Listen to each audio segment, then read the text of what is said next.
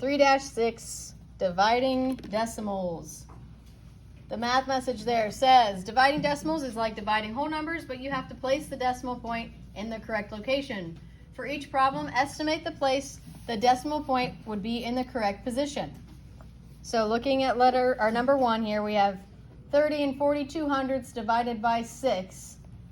Every time we have the same numbers, we're just adding a decimal place in, and our quotient always has the same numbers in it, but we have to figure out where we think the decimal place would end up in each of those situations. Where do you think the decimal place would end up in the 507 in this first problem? 14? I think it's going to go between the 5 and the 0. Okay. 5 can't go into 3, so then you have to move to another place digit. Okay, so if we imagine writing this out like this, do I need to move my decimal place at all? No, because I don't have a decimal in my divisor. I only have it in my dividend. When it's in my dividend, what do I do with it?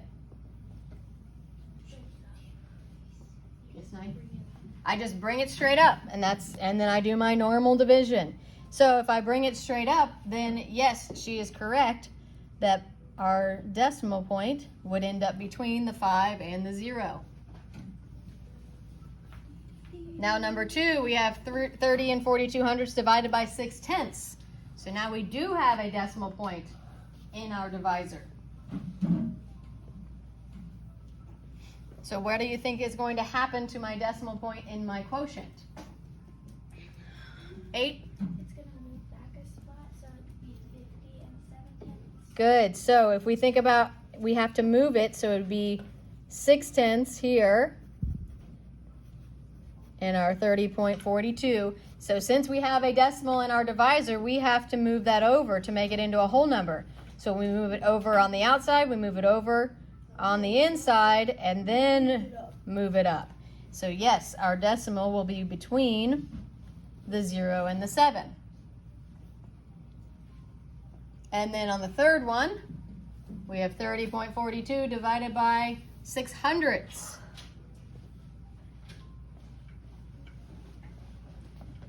Girls, we are on page 131 in our math journal. We're just reviewing the decimal division. Yes, 13. Behind the 7, good. So if we wrote this out, 30.42 divided by 6 hundredths, that means we need to move our decimal place 2 times on the outside, so 2 times on the inside, which means our decimal place is going to be after all of these numbers, which would mean it's after the 7. Very good. Do you have a question? Okay. Okay. All right, let's slide on down here. So we're following each of these steps. Step 1, estimation. Write a number sentence to show how you estimated. Step 2, write the decimal division problem with whole numbers. So that's where we move our decimals over. And then calculate the quotient. Use your estimate to place the decimal point in the quotient and check your answer using multiplication. So, number 4, we have 3 and 72 hundredths divided by 1 and 2/10. Give me an estimation for that problem.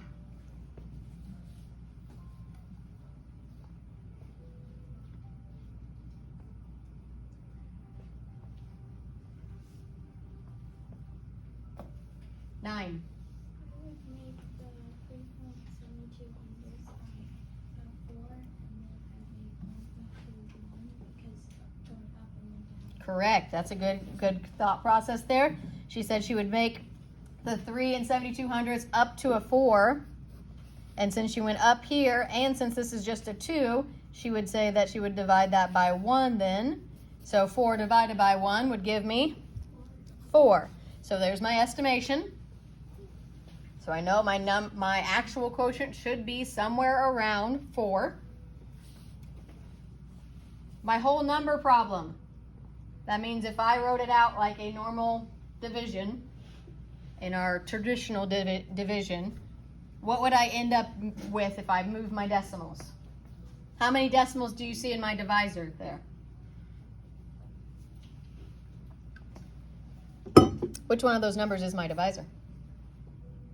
3? 3.72. It's my divisor? Oh, yeah. 1.2. 1.2. Divisor is what we are dividing by. So it's the second number. 1.2 is our divisor. So how many decimal places do we have there then? 3? 2. In our divisor? 1. 1. So that means we need to move our decimal how many times? 13? Once. So if we move this over once, then what do we need to do over here? 8? Move that over 1. Move this over once. So then what is my whole number division going to look like?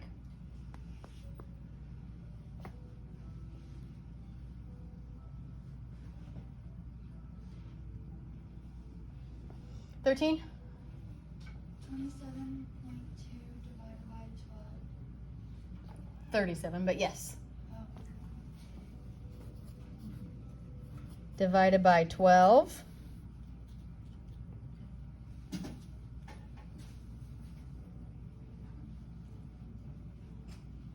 And let's just go ahead, I'm gonna skip this part and we're just gonna actually work this out then. So let's, over here in this blank area, actually let's go up here and do that. So let's do our, write it as it was to begin with. 3.72 divided by 1.2. And then since we have a decimal in our divisor on our outside, we have to move that over once to make that into a whole number. So whatever we do on the outside of the number, we have to do on the inside of the number. So we have to move this over once. And then where do I go with the decimal after I move it? 12? Straight up. So I've moved it over once, and then bring it up into my quotient. Now I can just do my normal division. Now I just have 12 going into 3. Can we do that? 12 into 3? No. Nope, so I have to go 12 into 37. Everybody? 3 times gives me 36. 7 minus 6 gives me 1. 3 minus 3 is nothing. Bring down my 2. 12 into 12? Once gives me exactly 12. So I'm finished. So my decimal quotient, 3.1. Whole number quotient. We're going to skip that part. They're doing it kind of weird in the book, and we don't need to worry about that.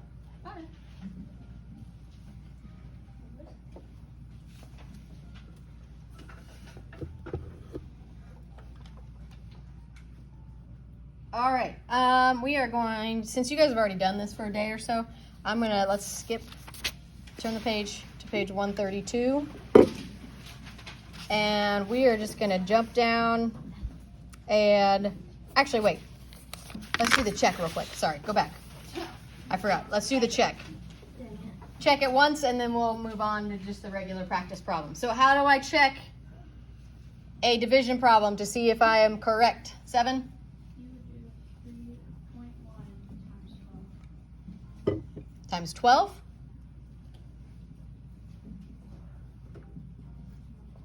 There you go. Got to start with the original number. So we would do 1.2 times 3.1. So if we do that, 1.2 times 3.1. Starting in our farthest right place, 1 times 2. Everybody? 2. 1 times 1. 1. I'm done with multiplying with the 1, so what do I do down here? Add a 0 to hold the place of that 1. Now I can multiply with my 3. 3 times 2. 3 times 1. And now I add those together. 2. 6 plus 1, 7. 3 plus nothing, 3. And how do I know where to put my decimal place when I multiply with decimals? 17?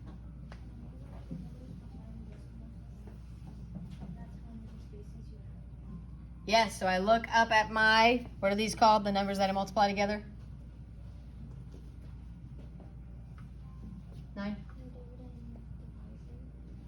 They are in the division problem, but when they're in a multiplication problem, what are they? The numbers that I'm multiplying together are called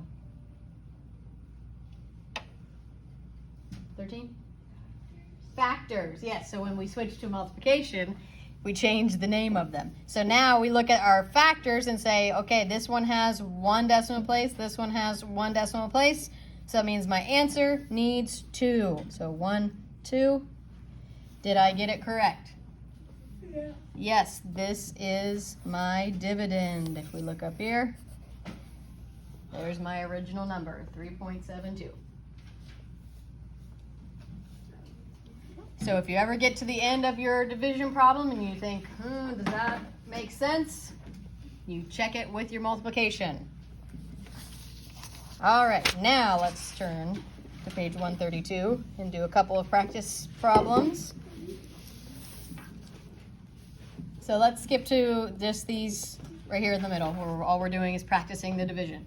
So we have which one is the divisor, which one is the dividend? Which one is the dividend? 13? No, the dividend is 3.6. Yes, the dividend is what we are starting with. So that makes this what? 8? The divisor. The divisor. So we have a decimal point in our divisor. So what do?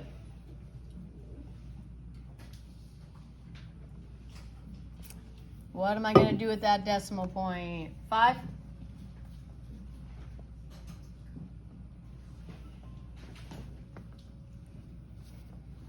We have a decimal point in my divisor, so what do I do with it? Carry it to the right. Move it over, right, to make it into a whole number. So instead of having 4/10, we'll move it over once, or multiply it by 10, if you're thinking that in your head. Multiplying it by 10 to move it over once. So if I move it over once on the divisor, what do I have to do on the dividend? Move it over once also. So now I have 36.8 divided by 4. And what do I do with my decimal after I move it both times? 11? Bring it straight up. So now it's between the 6 and the 8. So I just bring it straight up onto my quotient line. And now I can just do normal division. So 4 into 3.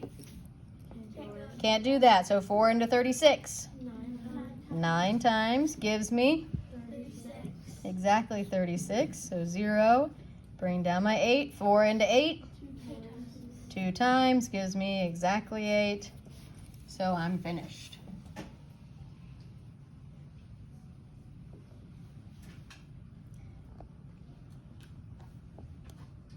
Okay, number 4. Which one is the divisor?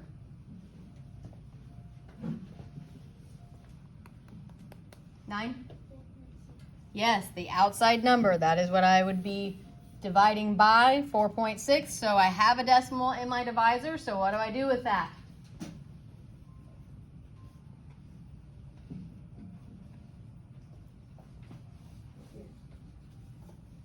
$17? Move it which way? Right or left? Right. I'm moving it right to make it into a whole number. So instead of 4.6, I would end up with 46. So if I move it once in the divisor, what do I have to do in the dividend? 11. Move it once in the dividend. And then 7. Bring it up. So we move it in the divisor, we move it in the dividend, and then we bring it up. And now, normal division. 46 into 1. Can't do it. 46 into 16. Can't do it. So now we have to do some trial and error and figure out how many times 46 can go into 161.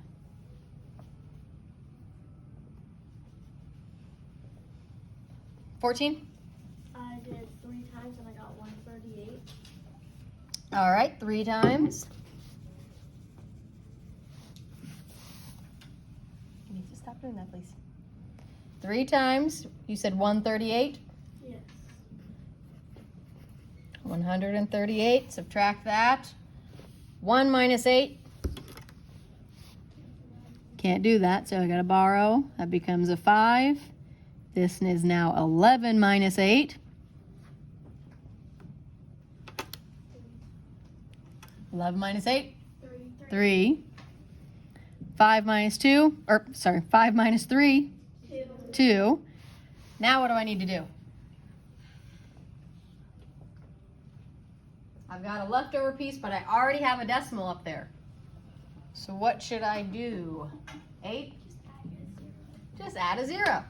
So I can extend my quotient line if that would help me there. And I just add a 0 and bring it down. We already have a decimal place in there, so we don't have to worry about adding the decimal place. So all we do is add a 0 and bring it down. So now I have 46 into 230. 7? Exactly 5 times. Good. 5 times 46 gives me exactly 230. So then I am finished.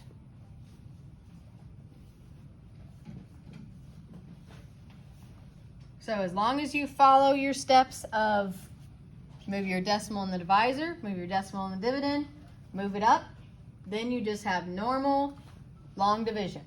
Okay, so once you get through all that moving the decimal over, then you're done with all that part. Then you're just back to regular old division. So I'm going to have you guys take a minute, do 5 and 6, and then we'll check that over together.